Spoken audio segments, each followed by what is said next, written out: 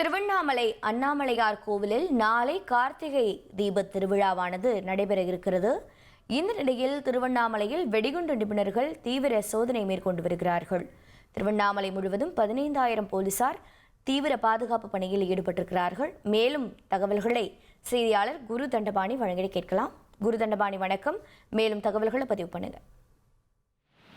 திருவண்ணாமலை கார்த்திகை தீப திருவிழா கடந்த 24ஆம் தேதி அண்ணாமலையார் கோவிலில் கொடியேற்றத்துடன் தொடங்கி திரு கார்த்திகை தீப திருவிழாவின் உச்ச நிகழ்வான பரணி தீபம் மற்றும் மகா தீபம் நாளை நடைபெற உள்ள நிலையில் தீப திருவிழா பாதுகாப்பிற்கென மாவட்டம் முழுவதிலும் இருந்தும் மற்றும் வெளி மாவட்டத்திலிருந்தும் சுமார் 15,000 காவல்துறையினர் திருவண்ணாமலையில் தற்போது குவிக்கப்பட்டுள்ளார்கள். கிட்டத்தட்ட ஒரு 200க்கும் மேற்பட்ட வெடிகுண்டு செயலிழப்பு நிபுணர்கள் இந்த பாதுகாப்பு பணியில், அதாவது கோவில் சுற்றியுள்ள பகுதிகள், மாட வீதிகள் மற்றும் கிரிவல பாதை மற்றும் தற்காலிக பேருந்து நிலையம், ரயில் நிலையங்கள் உள்ளிட்ட முக்கிய பகுதிகளில் இவர்கள் தீவிரமான சோதனையில் ஈடுபட்டு வருகிறார்கள்.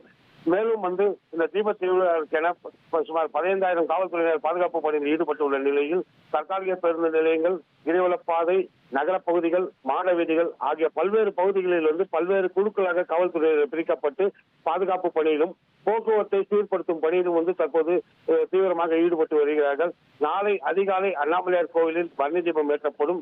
மேலும் நாளை மாலை 6 மணிக்கு திருவண்ணாமலை அண்ணாமலையார் கோவிலின் பின்புறம் உள்ள 2,668 அடி உயரமுள்ள அண்ணாமலையார் மலையின் மீது மாலை சரியாக 6 மணிக்கு முக்கிய நிகழ்வாக கருதப்படும் மகா தீபம் என்ற நிகழ்வு நடைபெற உள்ள நிலையில் தற்போது காவல்துறையினர் தீவிர பாதுகாப்பு பணியில் ஈடுபட்டு வருகிறார்கள். உங்களுடைய தகவல்களுக்கு நன்றி குரு தண்டபாணி. இனி செல்லும் இடமெல்லாம் செய்தி.